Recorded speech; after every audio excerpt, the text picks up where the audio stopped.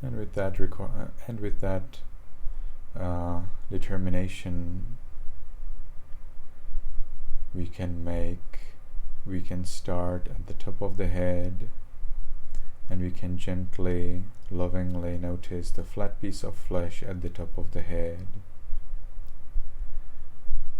Let's allow it to be heavy and changing.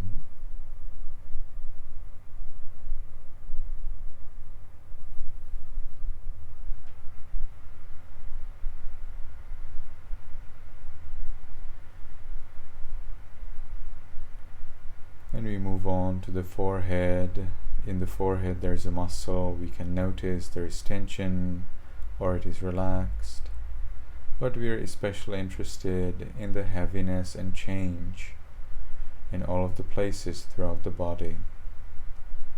So likewise, we observe heaviness and change in the muscle of the forehead.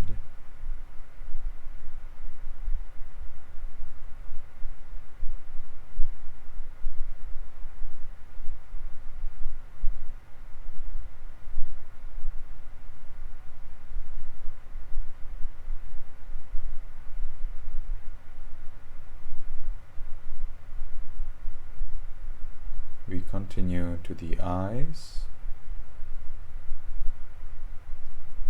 nose, lips, chin, cheeks, ears, back of the head, and we allow all of the muscles and flesh throughout the head to be heavy.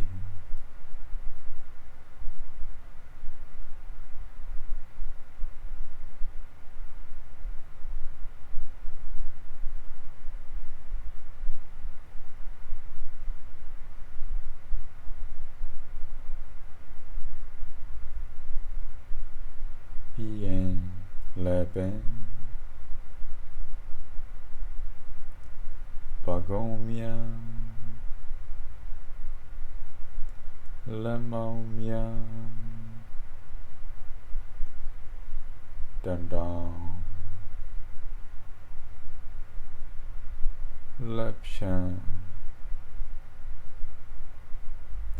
lekawa, lepawa. Yes, so we are in English.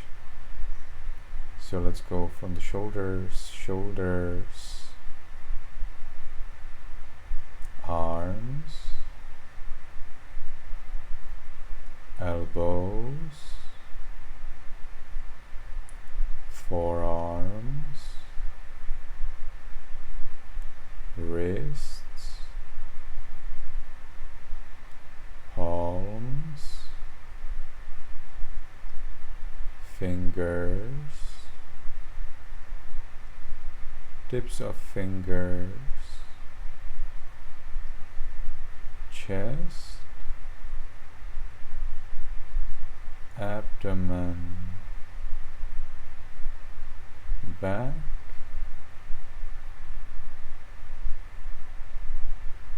and we allow all of the muscles and flesh throughout the upper part of the body to be heavy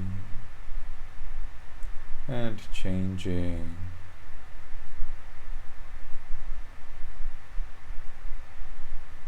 We continue to the buttocks, thighs, knees, calves, heels, soles, toes, tips of toes, And we allow all of the muscles and flesh throughout the body to be heavy and changing.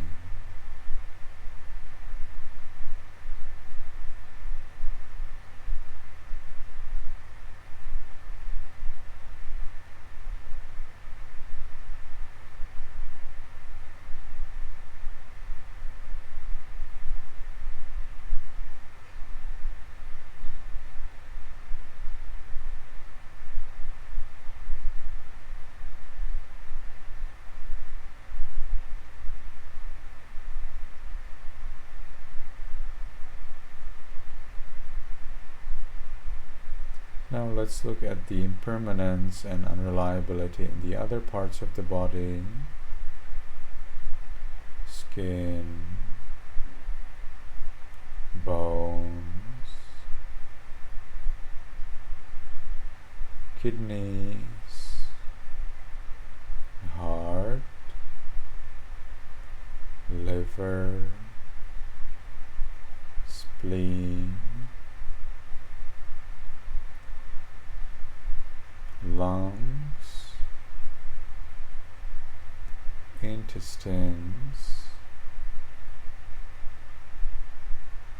brain,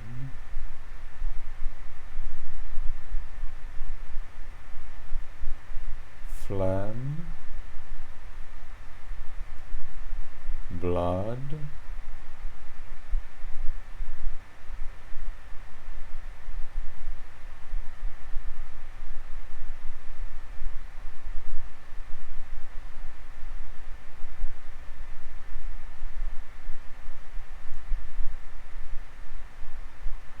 urine, and we allow all of the body parts to be impermanent and unreliable. We give them the freedom to be the way they are.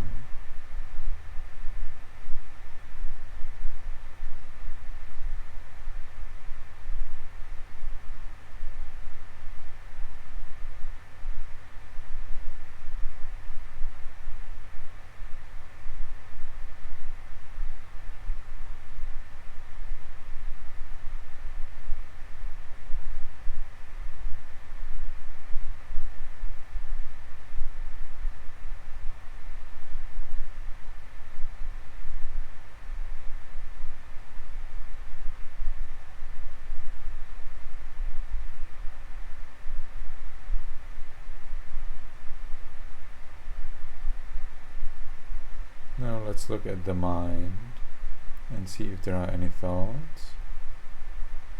We don't push away the thoughts, we don't judge the thoughts either. Instead, we are curious. We explore the conditions that lead to the thought now. So we don't look into the past thinking, why did this thought arise? We don't do that. Instead, we are now in the present moment and we watch what is the basis upon which these moments of the thought arise and pass. That basis, the reason, the condition may be attachment, expectations. It can be fears, worries, or views, beliefs. So we watch these conditions. We are curious about them. And if you don't see a thought, well, then observe your attitude to not seeing a thought.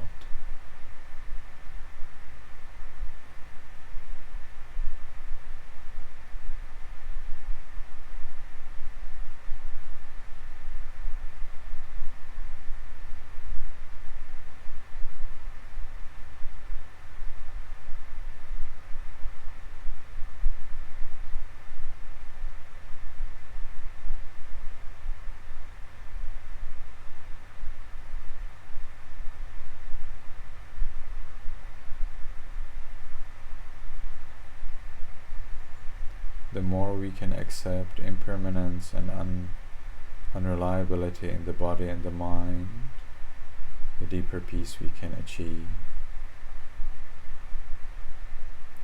Let's look at the peace we have now.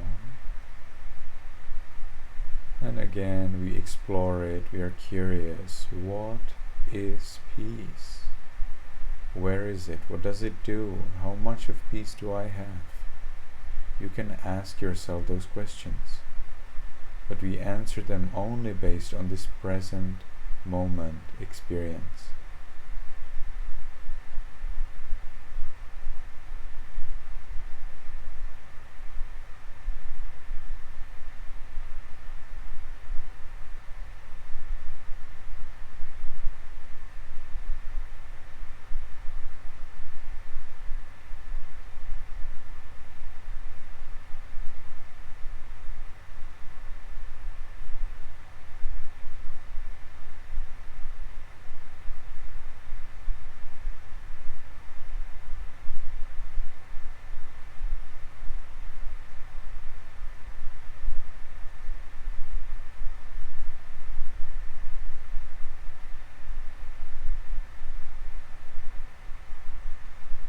If we were able to generate peace, we can now share it with other living beings. We can start in our room. We don't force, we don't expect. We just allow, give permission. So in our minds, voicelessly, we can recite this sentence of wish. May all beings in this room be in peace. May all beings in this room be in peace.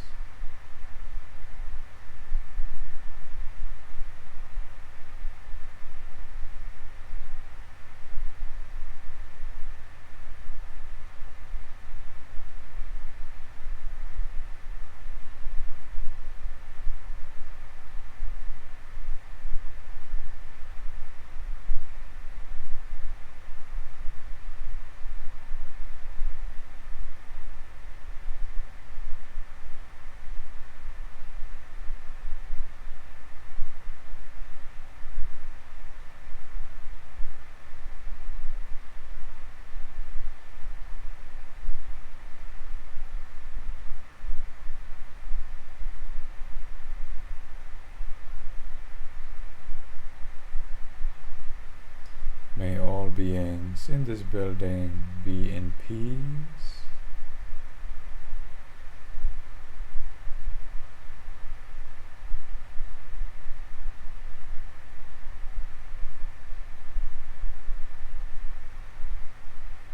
May all beings in this city or village be in peace.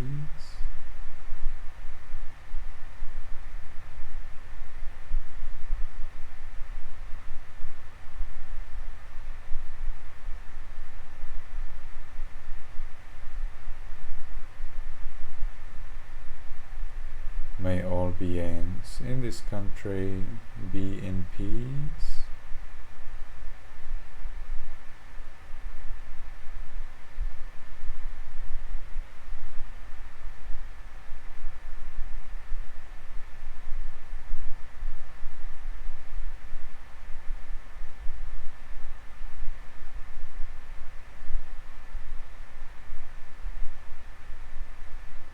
May all beings on this continent be in peace.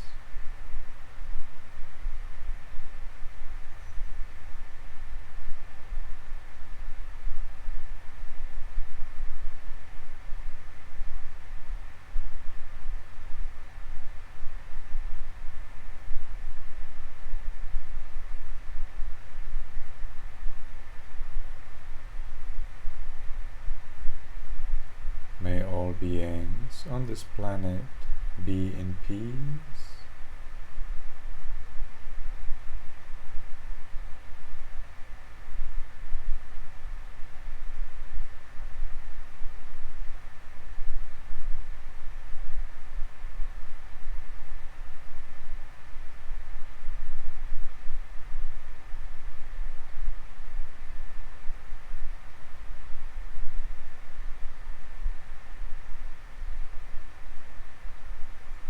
May all beings, including me, be in peace.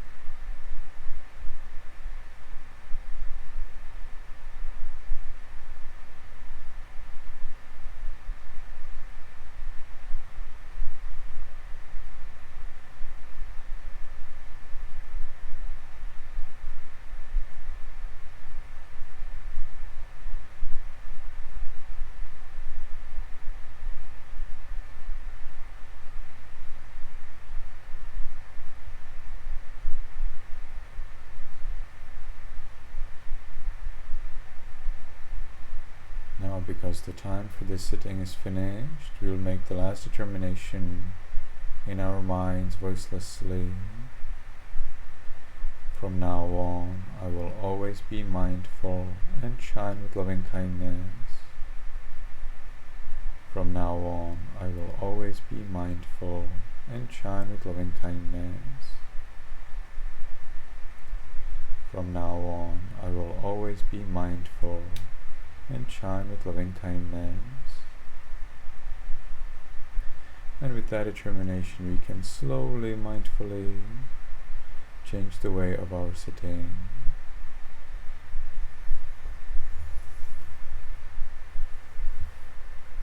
And we still stay where we are. We'll take one more minute to enjoy the peace we gained in meditation.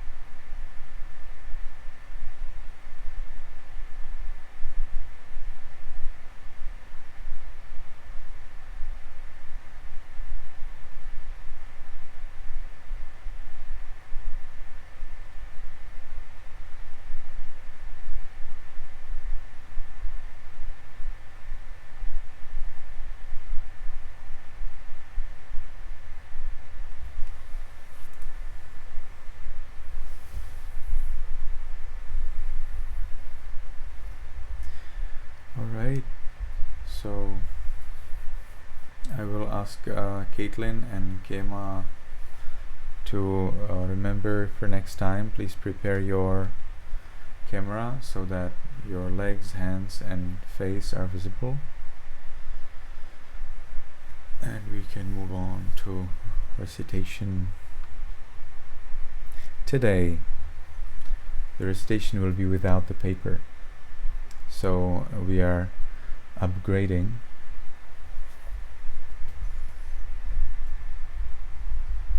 And today it will be the first time that you're going to take the 3 refuges and the 5 precepts in the way that Buddhists take them.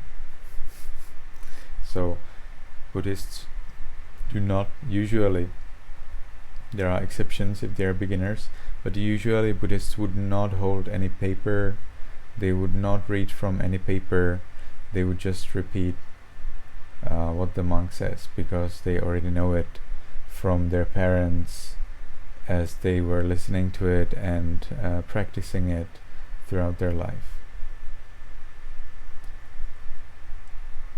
Okay, so the recitation is exactly the same as we recite from the paper. The only difference is that you do not see the paper and I don't see it either. So I will ask you, yes, Melanie? Does Pancha Sila mean refuges? No. Pancha means 5, Sila means ethics. It is the 5-fold ethics, the 5 precepts. 3 refuges are translated as Ti Sarana.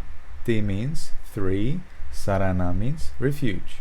The 3-fold refuge. Ti Sarana Panchasila.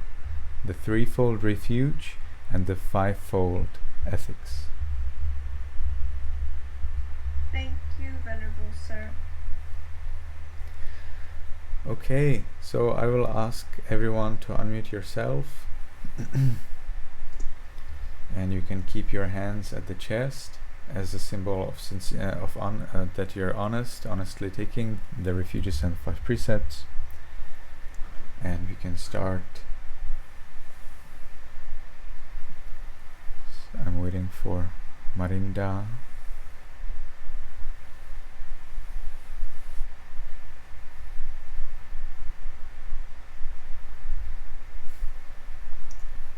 Yamahang vadami tang vadeta. I don't hear anyone. When I say yes. Yes, well, at least you did not repeat after me saying Yamahang vadami. Yamahang vadami tang vadeta means what I say, you say. So if you repeat it after me, it would be very funny. And the reply is Ama Bhante, yes, Venerable Sir. Okay, so let's try that again. Yamahang vadami tang vadeta. Very well. So now comes the repeating, so you can repeat after me. The meaning is, I, Venerable Sir, request you for the 3 refuges and the 5 precepts, so that you give them to me, and I will repeat after you, so that you give them to me out of compassion, and I repeat after you. Aham Bhante Tisaranena Saha Panchasilang Dhammang Yajami Anugrahang Katva Silang Deta Me Bhante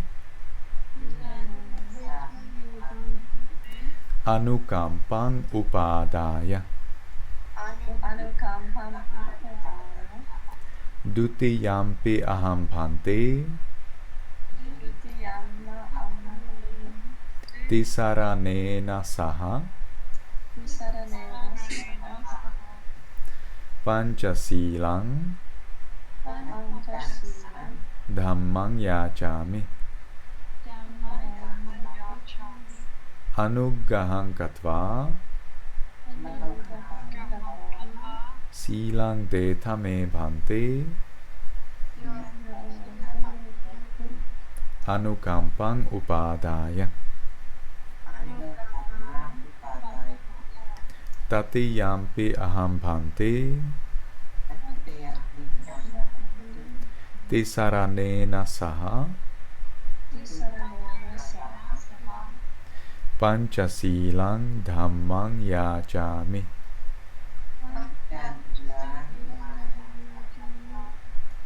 Anugrahang Katva Silang Deta Me Bhante Anukampang Upadaya.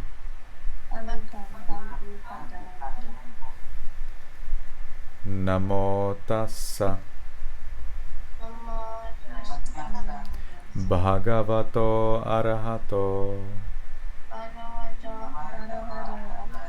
Samma Sambuddhassa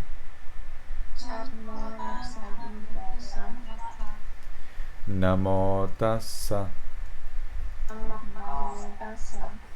Bhagavato Arahato Samma Sambuddhassa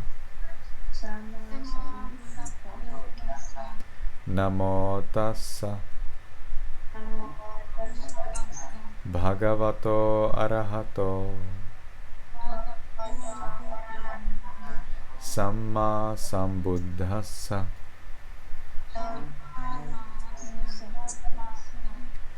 Buddhang Saranang Gacchami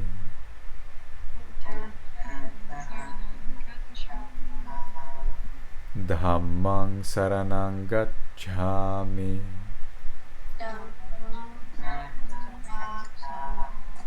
Sanghang Saranang Gacchami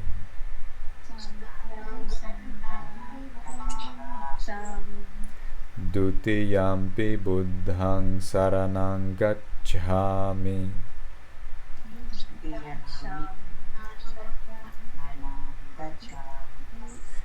Dutiyampi Dhammang Saranang Gacchami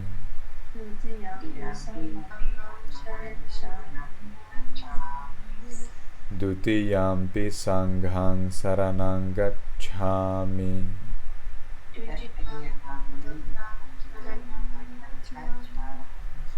Tatiyampi Buddhang Saranang Gacchami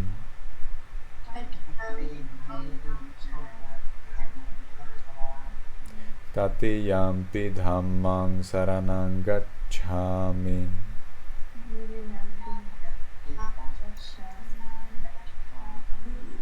Tatiyampi Sanghang Saranang Gacchami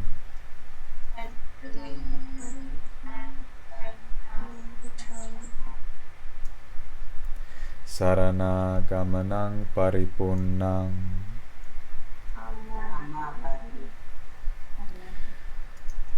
Panatipata Veramani Sikkhapadang Samadhiyami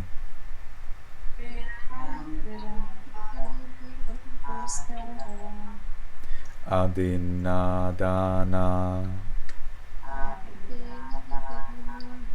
Veramani Sikkhapadang Samadhiyami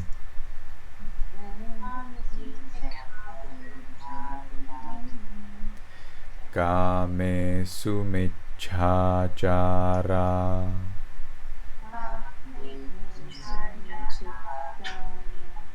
Veramani Sikkhapadang Samadhiyami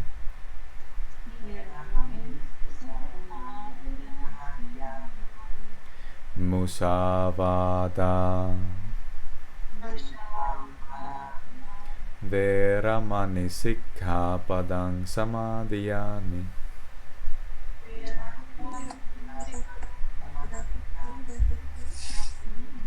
Surameraya Majjapamadatthana Veramani Sikkhapadang Samadhiyami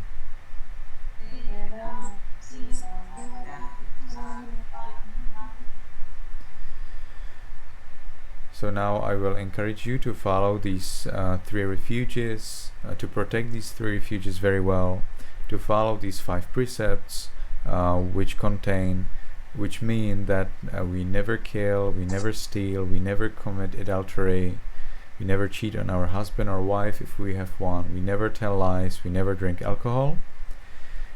And then I will encourage you to be mindful so that you can easily notice in case if you want to break one of the rules before you break it, and therefore never break it.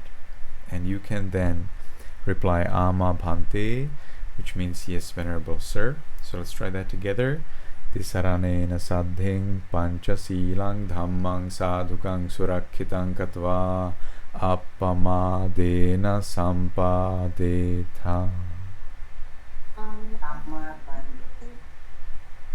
So now I will wish you may be happy, may be healthy, and may you be successful in everything you do.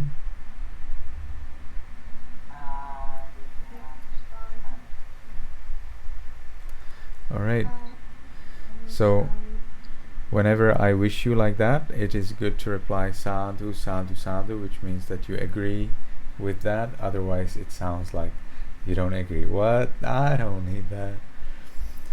Alright, so now today first let's look at your notes from chapter 3, right, of the book The Teenager's Brain. So I would like to ask if there is anyone, yes, everyone who has notes from chapter 3, please raise your Zoom hand.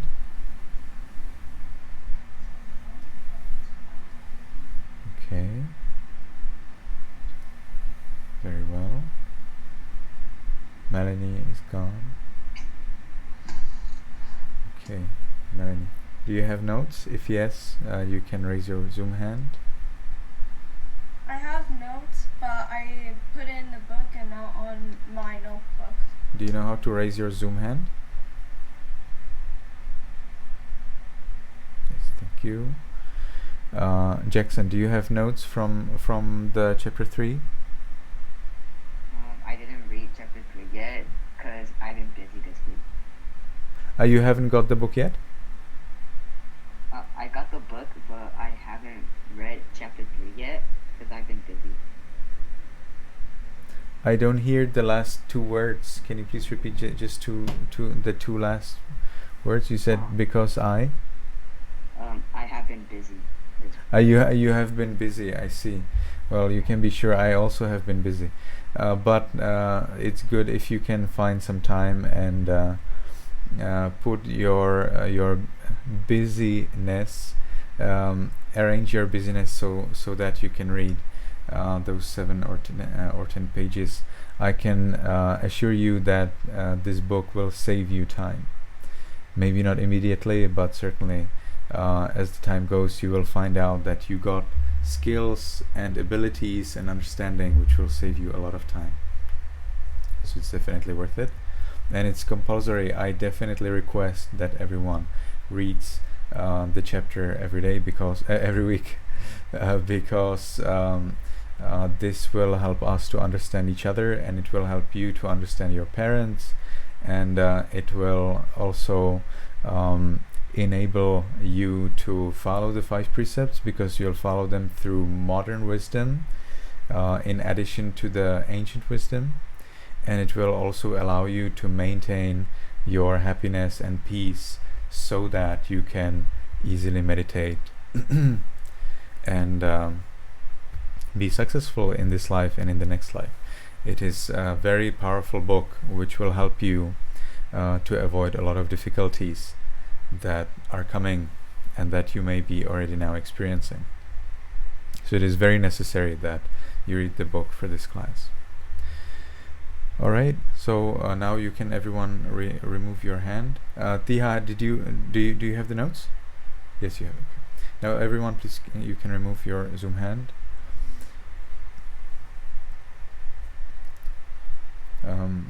So Melanie, can you please read for us? Please read only one sentence. Even if you have one note that's longer in one paragraph, please just read the first sentence in the paragraph you have noted.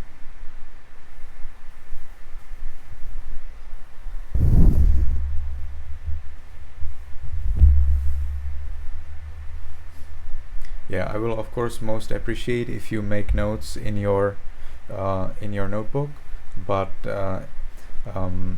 I I wish and I hope that Melanie will find some time and write down her note either in the computer or in a notebook. Melanie, do you already have specific notebook for notes from this book, or at least a file, or ideally a file or software in computer where you want to, or where you already write notes from this book?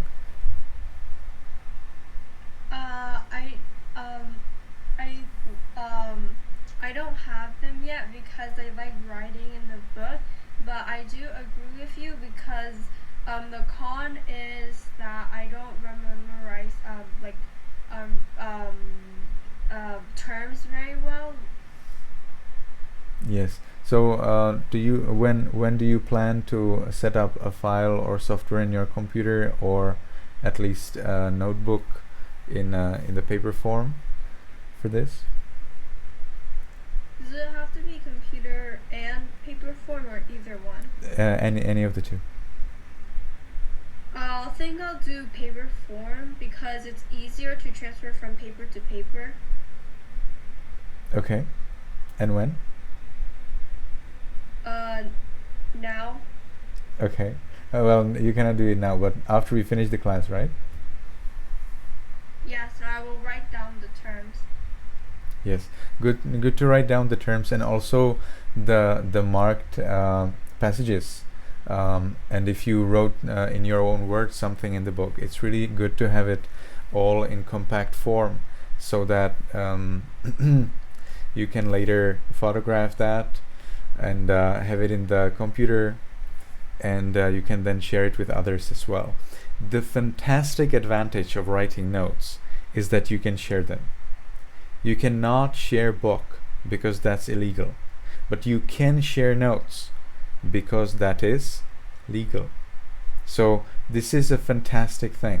So if you write notes and then you discuss with anyone these matters, and I'm pretty sure you will discuss with many people these matters, then you will have at hand notes that you can take photo of or just copy paste if you have it in your computer and just send it to them without any worries that someone would find fault with you. You can then share them anywhere, in Google Docs or in how do they call it, in various websites where you can share various documents, and nobody can ever find fault with you. The only problem could come if you sell your notes. Some people some publishers may not like that, but still, even selling the notes should never be a problem. It will be a problem, however, it will never be a problem if your notes are maximum 10% of the book, how do you call that? Of the book amount, of the text amount, maximum 10% is allowed. If you get 11 or 12%, then it's not okay. So if you have, this is maybe 350 pages book, so in that case your notes can span all even 35 pages, which is a huge amount of writing. If it's just notes, just selecting what you like. If you find a wonderful paragraph or wonderful page and you think there is no way how I can take out a sentence from here, I really need it all, then paraphrase it. You know what's that? Paraphrase means that you write it in your own words. So you will take that one page, you read it, and try to remember as much as you can, and then write from your own memory. If someone came and asked you, what do you remember from that page, then you would tell them what you actually remember in your own words, and try to write it concise. So that's how you can get easily 35 pages from 350. Really 35 pages is really easy to get. 10% should not be ever a difficult thing for you to get. So learn that. You will need it at school, and you will need it more and more as you go higher and higher in education. So you will really need notes, and later you will have to read 10 books, 20 books, 50 books in a month. And you cannot always look into 50 books, and after 10 months of the school year you have 500 books you should have read. How will you have a system if you have the notes marked in the book? You will not have a system. So that's where it is powerful if you can start writing the notes either in your notebook, ideally in the computer. After 10 years you will think, oh, why did I write my notes in the notebook? I should have them in my computer. Anyway, you will realize that later. So when you write your notes, you can then easily search in them, and then if you want to prove your argument, which you will probably have to as you advance in your education, then you can just copy paste it, the sentence where you have the page number, the book, I use a book abbreviation to make sure to know in which book is this, and the page number and the citation, or in your own words paraphrased portion, and you have established your argument, and nobody can argue with you because you are the right one. So this is why it's very powerful to make notes, and I wish that everyone here makes notes and cherishes them for a long time, because later you will need them. Alright, now let's move on to reading the notes. Melanie, please read for us one sentence out of your notes.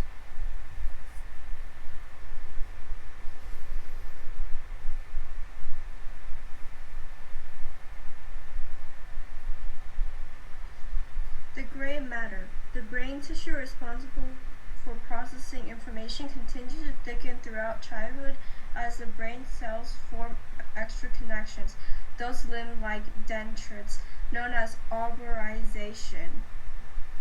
Okay, thank you. Amal.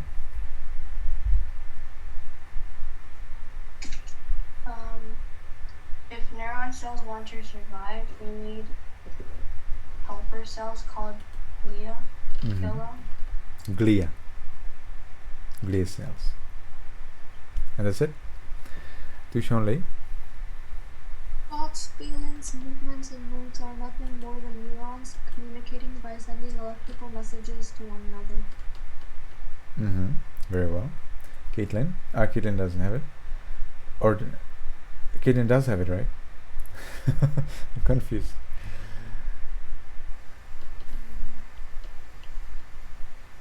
Every part of the brain is so full of cells that there isn't any space between the cells. Very well.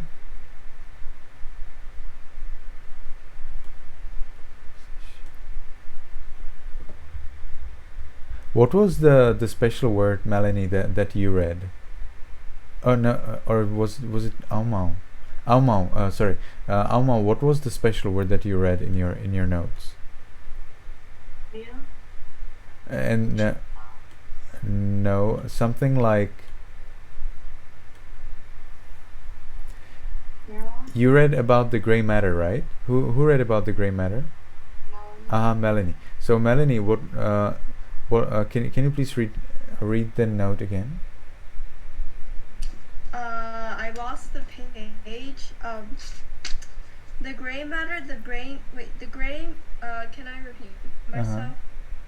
Yes, The please. gray matter, the brain tissue, responsible for processing information, continue to thicken throughout childhood as the brain cells form extra connections, like those limb-like dendrites, known as arborization. Yes, I was wondering what is that word. That's why I had to check my notes. Arborization. Arborization. I noticed that in the next sentence it compares it to a tree, and I may be wrong, but I noticed in the word it has the word arbor, which I think is tree in Latin, but I'm not sure. It is tree in French also. It definitely is coming from Latin because French is so close to Latin. But let me see for sure. That's right. In French it is l'arbre, and you would write it A-R-B-R-E. So it is good to study some French if you want to study science, because a lot of scientific words are coming from Latin and from French. So it's good for you to know French anyway. Also, a lot of government systems in the US are using French words. So you may like to learn French. French is very useful language, even if you do not speak in French. Okay, so Caitlin, you have read the notes for us yet already? And My note is that myelin, which is a thing in the brain, aids the speed of transmissions between connections in the brain. And because a baby's cortex brain contains little myelin that upgrades over time, infants' reaction times are really slow, as they're less able to sense things. Mm-hmm. Mm-hmm.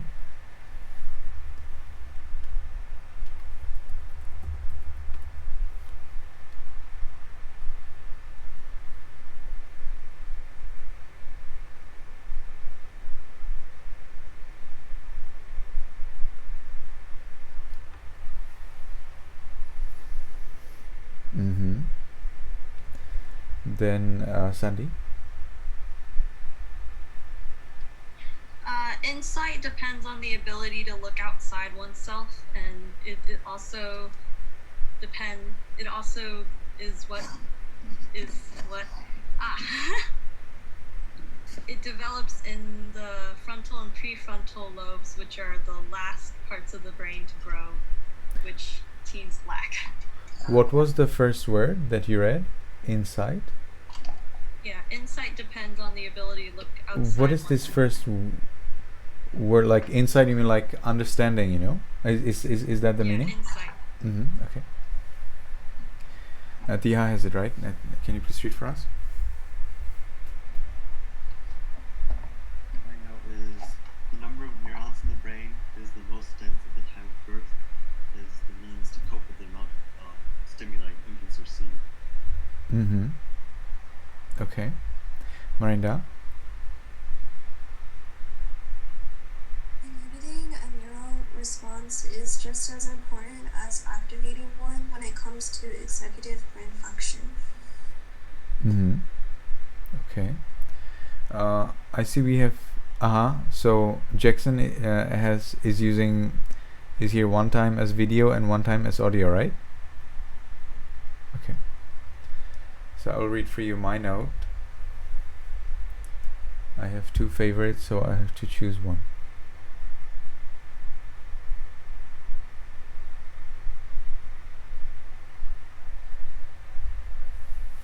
Several studies have shown that children and adolescents generally have the same accuracy, but the reaction times, the speed at which a subject successfully inhibits a response, dramatically decrease with age in subjects age 8 to 20. In other words, it takes longer for adolescents to figure out when not to do something. So this is, I think, a very practical point. Although you can achieve the same results as adults, you need a little bit more time and a little bit more energy to spend with that.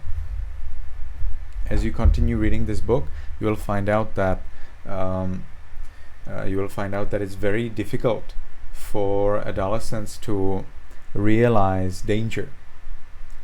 And that's why so many teenagers actually die. Many teenagers die because of an accident, which they could easily prevent if they thought twice. So it is very important for you to be careful and never listen to your friends.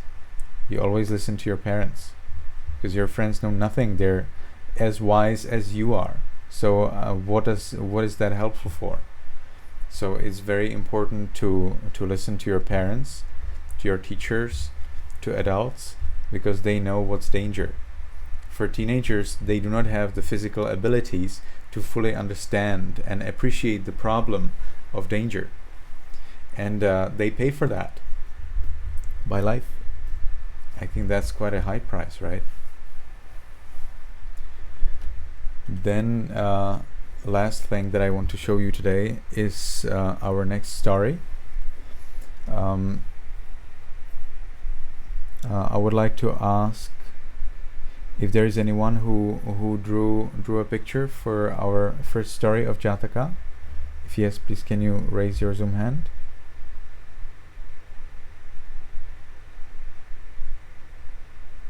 Anyone? Okay, Miyake.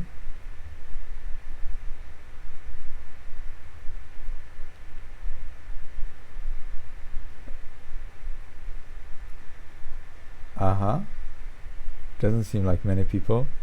So Miyake, you can please remove your Zoom hand, and I will ask if there is anyone who read the story actually. Did anyone here read the story? If yes, please can you raise your Zoom hand?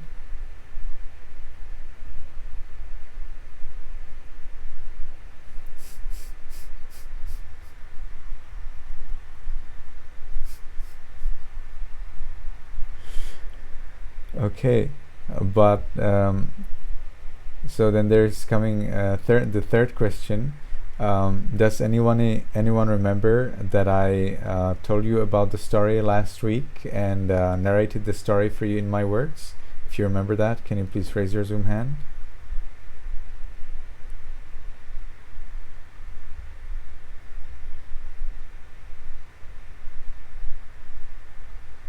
Okay, that's so much better. Okay, good. At least now I know that it's not my fault. So now you can remove your Zoom hand. Okay, so I would very much appreciate.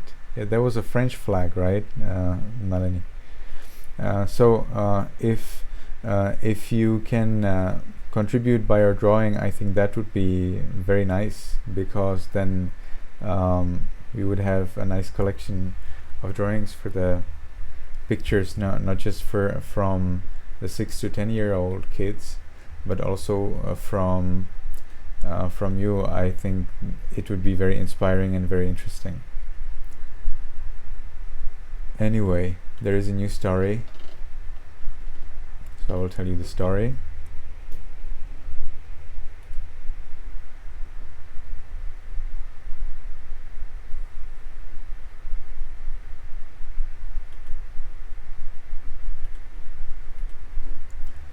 So we have here how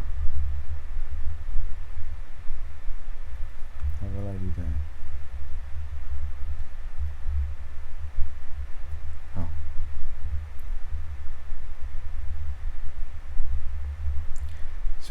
So we have here a new story. It is the story about the sandy waste. So again, I have summarized the introduction to the story, which is related to the present, to the last life of the Buddha. So the Buddha explained the Buddha's teachings to a young man, and he then became a monk. Then as a monk he meditated for 3 months, but he had no success. So he thought, I've been meditating for 3 months, I had no success, so what's this monk's life for? Maybe if I'm a lay person, I will enjoy better. So after 3 months he thought he will become a lay person, he will disrobe. But when his friends found out, they told the Buddha. So the Buddha then encouraged the monk by saying, you were so much persevering in your past life that you saved life of over 500 people. So how come that you would not be persevering now? So based on the perseverance and based on the bravery of this monk in his past life, the Buddha encouraged the monk to continue in his practice. And the monks asked the Buddha what actually happened in the past life. What did this monk do for them? They were the other monks, his friends. They were those who were saved their life by this one. Whenever you see these 3 sons, it means that I'm going to speak about one of the Buddha's past lives. So in the past, when Brahmadatta was the king of the country Benares in the city Kasi, the Buddha-to-be, Bodhisatta, was born into a trader's family. That means he was a merchant. At that time, the family where you're born will decide what will be your business. And when he was grown up, he traveled with 500 carts. Now one day they had to travel through a desert, through a sandy desert, and he was the leader. And he led the people, but just about 10 miles before they arrived at their destination, they were still in the desert, and he was just watching the stars at night, because they had to travel throughout night, because at night it is cool, during the day it's hot. So they were traveling throughout the night, and he had to show the people the direction. But as he was so tired, he fell asleep. He didn't show them the direction, and the caravan happened to turn back. They didn't know it. They were in the desert. They didn't know where they're going. They didn't see anything. But they happened to turn back by an accident. And as they turned back, well, they lost all the night of traveling, and they were stuck in the desert. Now this would be no problem, because they're just about a day from the destination. But before they arrived, to make it easier for them to arrive comfortably, the Buddha to be decided that they throw away their water. So they threw away their water, but now they found themselves stuck in the desert. And fortunately, they found the Buddha to be found some grass in the desert, and determined that there must be a water source for a well.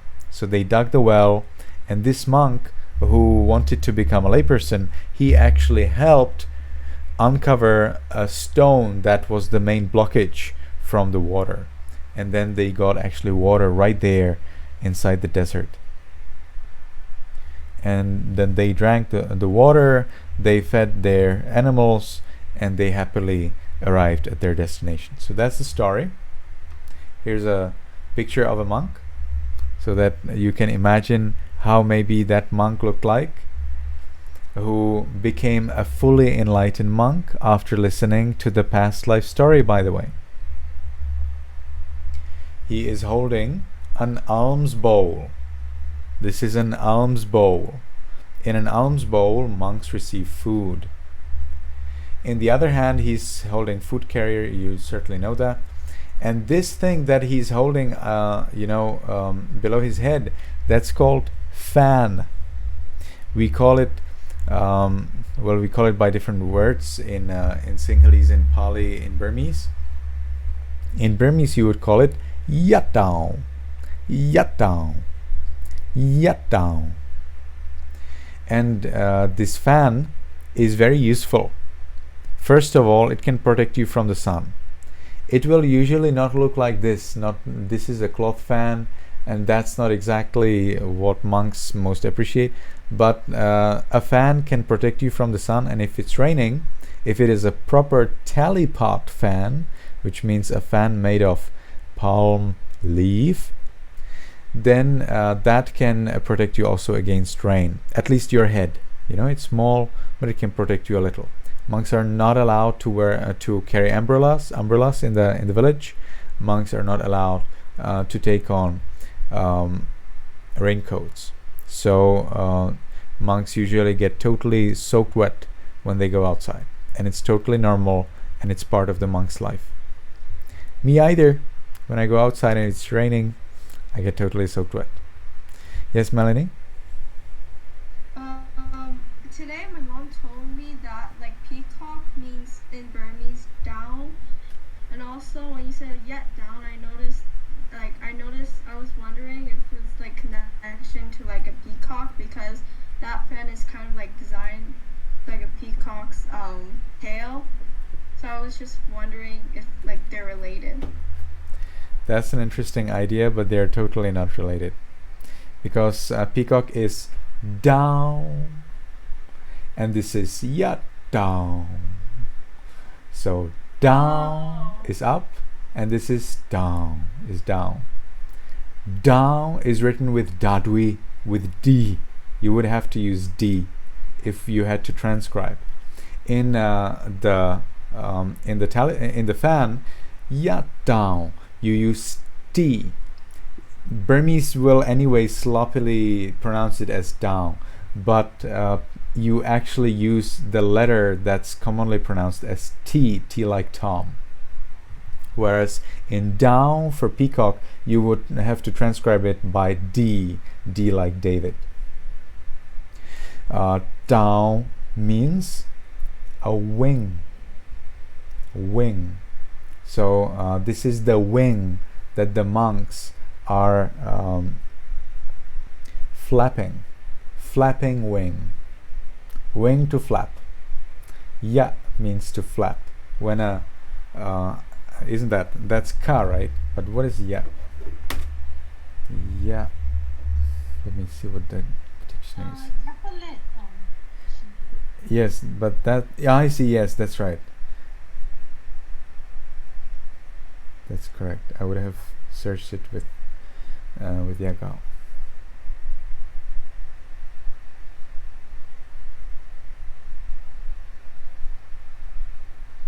So it seems that it doesn't have a special meaning. Ya just means the fan. That's the way. But this ya is combined with the word down to make sure that this is the fan for that this is the fan that is maybe there are different kinds of fans, and this is called ya down because it has this this shape of a bird wing. But ya itself alone also means a fan. All right. So Melanie, is that clear? Any more question? I want to see if like my pronunciation of like peacock is correct, because I noticed that it's like this way, which is like down and then up. So how's Down. peacock? Peacock is down. You go from low up, down.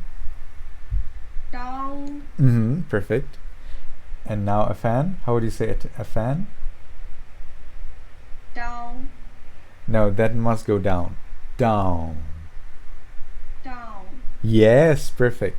The more you can pronounce it perfectly, the longer it will stay. The longer it will be possible to understand you.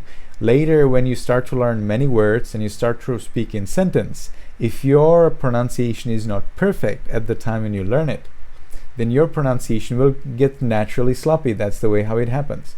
And if your pronunciation is not the perfect in the beginning, then when it gets sloppy, then it will be totally wrong, and people will just not understand you. That's the effect.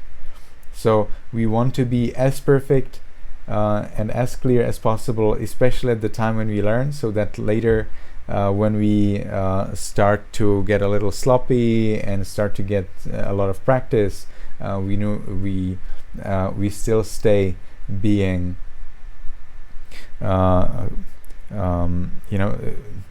it will still be possible to understand us. So learning Burmese is very much about this pronunciation, but you can be sure that the Burmese pronounce it very badly. So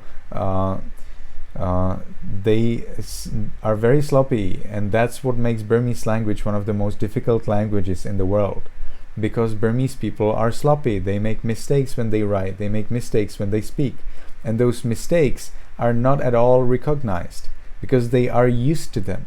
So for them, making mistakes when speaking and when writing is so normal. Even professors of Burmese language still write with mistakes, and I can easily point them out, and they say, yes, actually you're true, I made a mistake. It is so difficult. Burmese language is so difficult because people make mistakes and they have no understanding of why should it be perfect.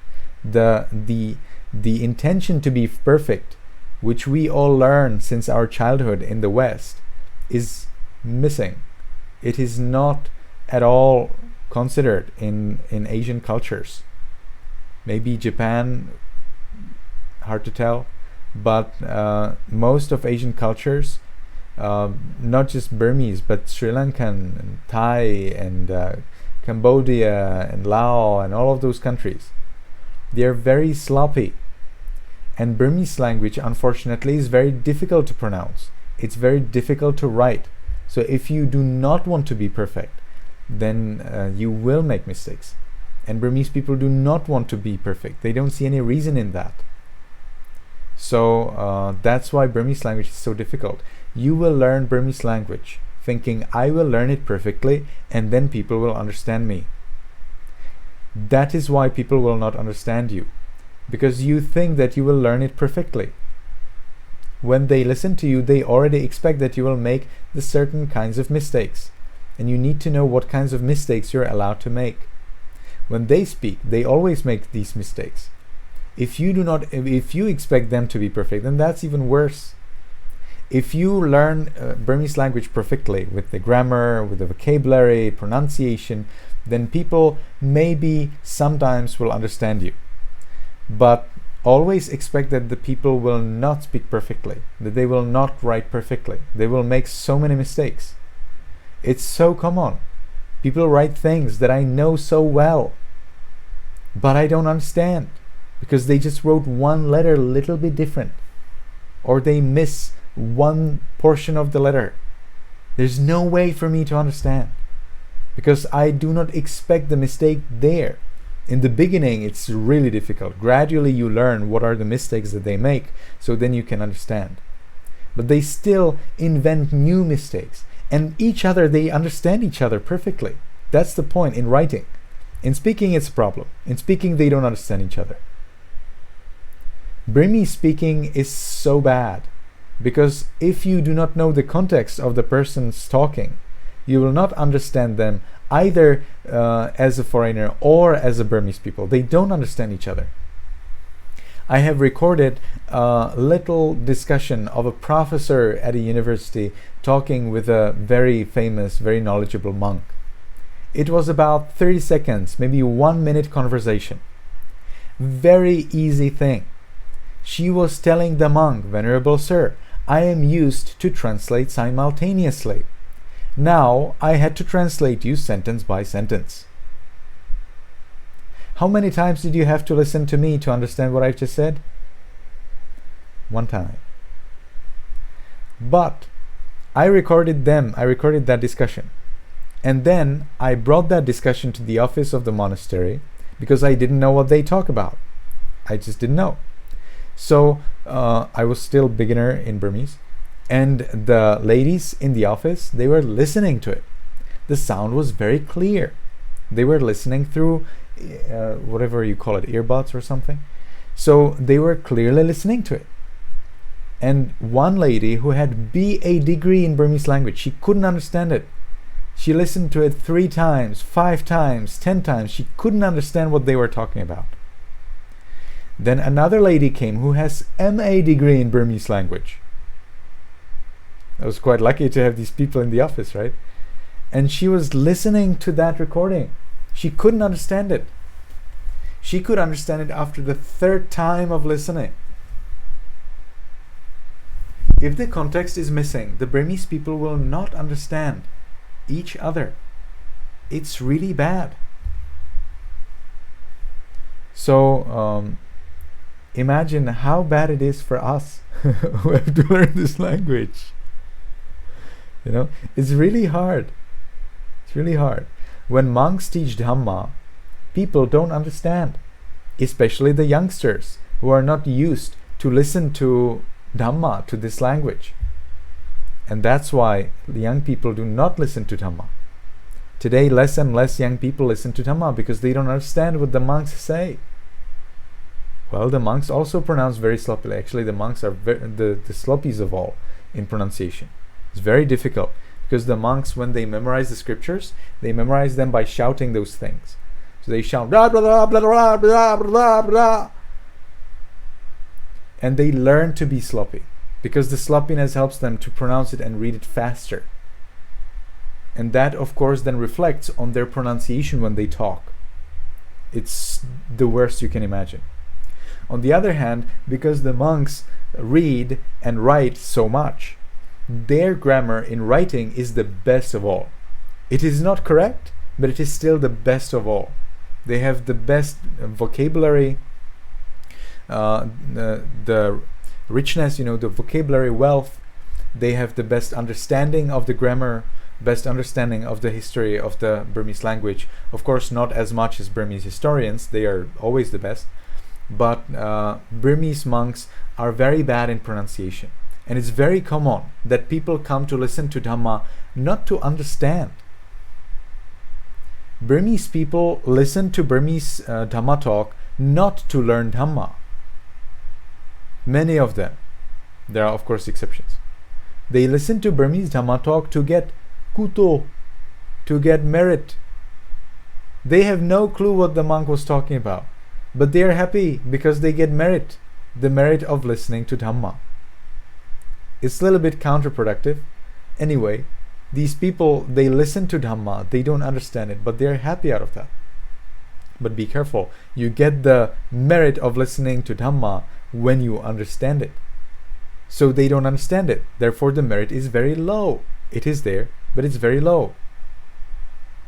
So it's very common that either people do not go for Dhamma talks anymore because they don't understand what the monks want to say, or if they go there, they already expect they will not understand anything, and when they don't understand anything, still they are happy because they get merit. And then comes Ashin Sarana, who tries to explain everything in detail.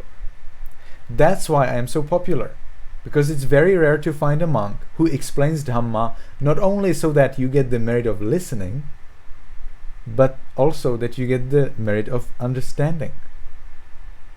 It is so rare to find a monk who will explain Dhamma and who will answer the questions so that people understand. It's very rare. And one of the main reasons that people don't understand the monks is that they use old words and very sloppy pronunciation. I will teach you a very special word that you need to understand, that you need to know. So, and it's a fantastic excuse if you don't understand a Burmese person. Wede. Saka wede. Have you heard that? Wede.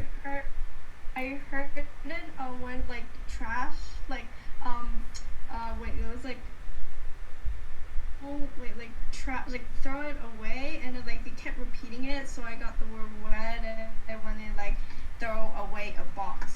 I forgot how to say box. I think that was pede, right? Wasn't that pede? Pelai. Wasn't that something like pelai?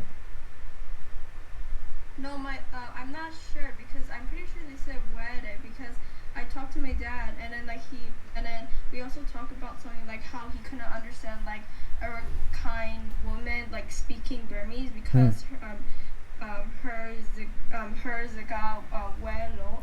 And then I explained, and I thought my dad said trash, and I was kind of offended, but he said there was like two kinds. One was like trash, and the other was like dialect, and that's what he explained. Sylvia, that is a slang. You see the welai. You see the how they welai dog. They won't use it with monks. They will use it with friends. I didn't even know that word. Oh, that's so bad. That's such a bad slang. Yes. I think Melanie then wanted to explain the difference between Saka Wede and Bansaka, right? So Bansaka is slang. So for example, Pisi Wede means that it's a slang. It is not wrong. It is not wrongly pronounced. If you say Wede, it means that it's pronounced wrong. So you cannot understand it. Wrong words, wrong pronunciation is used because the person is sloppy. So you could say that wede means the talk is sloppy. It is not clear. Wede can be actually used for things that are not clear. So I think if something is blurred, you would also say wede, right? But Bansaka is slang. So if you say Pisi welai do, Pisi hangwi welai do, then that is actually Bansaka, and that's actually correct. That's correctly pronounced, and you should be able to understand if you know the usage of the word. For example, I didn't know that wede is used in this context, but now I know, so it's clear. So I think he wanted to explain to you the difference between Saka wede and Bansaka. Bansaka, that means slang. And slang is okay. It's perfectly fine to talk in slang. Of course, you need to talk in slang to people who understand in slang. And because lay people know that I don't understand in slang, they never talk to me in slang, and therefore I don't know the slang. Okay, so thank you everyone for coming. Hopefully you will all find some time to draw a picture for us in our beautiful drawing group. May you be happy, may you be healthy, and may you soon attain the eternal bliss of Nibbana. Thank you, Brother Busa, and everyone for today. And before we leave,